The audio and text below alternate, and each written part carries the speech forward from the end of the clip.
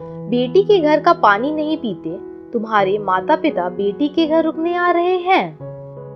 ये हम क्या सुन रहे हैं? तुम्हारे पापा ऑपरेशन करवाने यहाँ आ रहे हैं। उन्हें बेटी के घर में रुकना शोभा देगा? शर्म नहीं आएगी? बेटियों के माता पिता तो बेटी के ससुराल का पानी तक नहीं पीते। ललिता जी अपनी बहू नीता से बोली। अम्मा जी, यह नियम सिर्फ मेरे मम्मी पापा पर ही लागू क्यों होता है?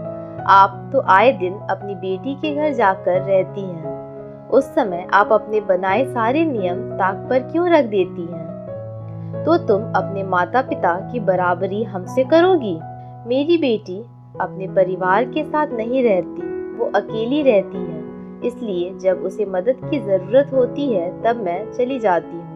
लेकिन यहाँ तुम अपने सास ससुर के साथ रहती हो, इसलिए तुम्हारे माता पिता का यहाँ आकर इलाज करवाना मुझे अच्छा नहीं लग रहा। ऑपरेशन के बाद ना जाने कितने दिन लग जाएं, तो क्या तब तक वो बेटी के ससुराल में ही रुकेंगे? बहू के माता पिता अपनी बेटी के ससुराल आकर नहीं रह सकते, लेकिन बहू की सासू माँ अपनी बेटी के घर जब चाहे तब जाकर रह सकती है। ऐसा भेदभाव क्यों? बहू बेटी सबके लिए सोच समान होनी चाहिए। जब आप अपनी बेटी के घर जाकर रह सकती हैं, तो फिर मेरे माता पिता तो जरूरत पड़ने पर अपने दामाद जी के बहुत अनुरोध पर यहाँ आ रहे हैं। वो तो खुद ही बहुत संकोच में थे। आपका स्वभाव तो सभी जानते हैं, इसलिए यहाँ कोई आना ही नहीं चाहता। शादी के 10 वर्षों में मेरे यहाँ से कोई नहीं आया। बस सुबह आए और शाम को पूरा खर्चा पानी देकर निकल जाते हैं। लेकिन इस बार ये भी अड़ गए और बोले, जब मेरे मम्मी पापा अपनी बेटी के घर जाकर रह सकते हैं तो आप क्यों नहीं? आखिर दामाद भी तो बेटा ही होता है।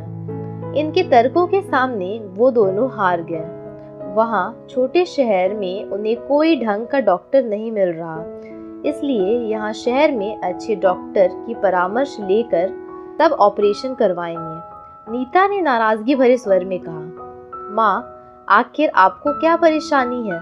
आप अपने हिसाब से बहू बेटी दोनों के लिए नियम बदल लेती हैं। ये तो भेदभाव हुआ। आप बेटी के घर जाकर रहे तो बहुत अच्छा, और आपके बेटे के सास ससुर इलाज के लिए आ रहे हैं तो बेटी के घर आकर रुकना अच्छा नहीं लगता। कितनी संकीर्ण सोच है आपकी। उनकी 2 बेटियां हैं, ये तो आपको पहले से ही पता था। इस समय उनकी तबीयत खराब है। आप नीता को भी उनकी देखभाल करने जाने नहीं दोगी। आप जाने दो तो मैं ऑपरेशन के तुरंत बाद ही उसे अपने माता पिता के साथ भेज दूंगा, लेकिन यहाँ घर संभालने के लिए तैयार रहिएगा। बेटे केशव ने अपना दांव फेंका और कनखियों से अपनी माँ की तरफ देखने लगा। घर संभालने के नाम से ही ललिता जी के पसीने छूट गए। वो तुरंत बात को संभालते हुए बोली, अरे वो तो मैंने ऐसे ही कह दिया था। आजकल तो जमाना बहुत बदल गया है। बेटी के घर का पानी नहीं पीना, ये सब तो गुजरे जमाने की बातें हो चुकी हैं। आजकल तो दामाद बेटे से बढ़कर अपने सास ससुर की देखभाल करते हैं। बेटे की बात सुनकर ललिता जी के सुर ही बदल गए। इधर नीता गर्व से अपने पति की ओर देख रही थी, जिसने उसकी बात समझकर उसका साथ दिया। वरना तो सासू माँ अपनी दकियानुसी सोच लाद कर बहू बेटी में भेदभाव करने में नहीं चूकती। दोस्तों, आपको यह कहानी अच्छी लगी हो तो इसे लाइक करें, शेयर करें और चैनल को सब्सक्राइब कर लें। धन्यवाद।